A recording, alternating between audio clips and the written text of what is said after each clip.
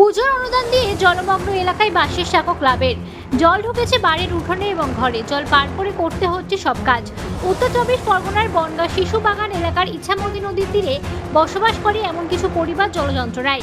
এমন কিছু পরিবারের পাশে দাঁড়ালো বনগাঁ জাগ্রত সংঘ। যাতায়াতের জন্য পুজোর অনুদান দিয়ে বাঁশের সাঁকো বানিয়ে দিল ক্লাব সদস্যরা। মুখ্যমন্ত্রী মমতা ব্যানার্জি আমাদের জাগ্রত সংঘকে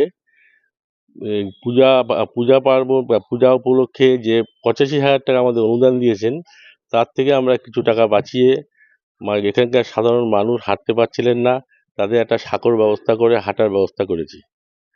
আমরা ওই টাকা থেকে কিছুটা বাঁচিয়ে একটা বস্ত্রদান করবো, একটা আশা আছে, হয়তো পঞ্চমীর দিন করতে পারি। সমস্ত অনুদানটাই সাধারণ মানুষের জন্য, সমস্ত অনুদানটা সাধারণ মানুষের জন্য আমরা দিয়ে দেবো, উৎসর্গ করবো। কটা পরিবার এখানে জলের মধ্যে আছে? এখানে চারটে পাঁচটা পরিবার জলের মধ্যে আছে, তাদের হাঁটার কোনো ব্যবস্থা ছিল না, এবং এই জন্য আমরা এই সাঁকোর ব্যবস্থা করে যাতে ওরা হাঁটতে পারে, জলের মধ্যে দিয়ে না হাঁটতে পারে। সাপ টাপ আছে, অনেক পোকামাকড় আছে, তার থেকে বাঁচার জন্য এটা করে দিয়েছি।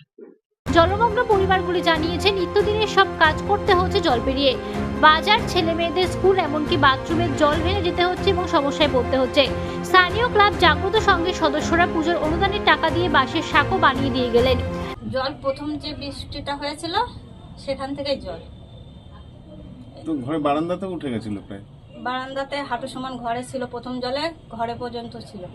আর ঘর তারপরে পাম্প চালানোর পরে ঘরের থেকে ছেঁচে আমরা বার করেছি। তারপরে আবার কাল পরশুদিন আবার জল ছিল, আজকে জলটা নেমে গেছে।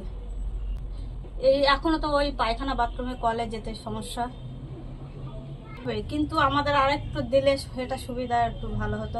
আমাদের মেন তো কল পায়খানা বাথরুমটাই সমস্যা হয়ে যাচ্ছে, ওই দিকটাই বেশি জল।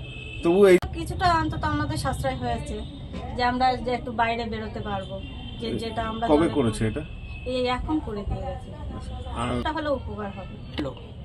এটা আমি সঠিক জানি না, তবুও শুনেছি যে ক্লাব থেকে করেছে। না ওই হ্যাঁ, এটা জাগ্রত সংঘ ক্লাব থেকে। বিষয়ে ক্লাব সম্পাদক তাপস গাঙ্গুলি বলেন, আমরা অনুদানের টাকা দিয়ে জলমগ্ন কিছু পরিবারের যাতায়াতের জন্য বাঁশের সাঁকো বানিয়ে দিলাম। পুজোর চতুর্থ বা পঞ্চমীতে বাকি অনুদানের টাকা দিয়ে দুস্থ মানুষদের বস্ত্র দান করা হবে। আমাদের যে দুর্গাপুজো বা জাগ্রত সংঘ থেকে যে দুর্গাপুজো হচ্ছে, রাজ্য সরকার থেকে যেটা আমি ডোনেশন আমরা পেয়েছি পুজো পারপাস, সেটার থেকে কিছু টাকা খরচা করে আমরা সাঁকো তৈরি করলাম। আজকে কিছু বাড়ি জলমগ্ন এলাকায় ছিল, তাদের সাঁকো তৈরি করে দিয়েছি, এবং ভবিষ্যতে আরও কিছু করার চেষ্টা আছে। এবং দুর্গাপুজোর সময় আমরা চতুর্থ দিন বস্ত্র বিতরণও করব, সেই টাকা থেকে কিছু বাঁচিয়ে রেখে বস্ত্র বিতরণ করব এবং পুজোও করব। তাপস গাঙ্গুলি, জাগ্রত সংঘ সেক্রেটারি।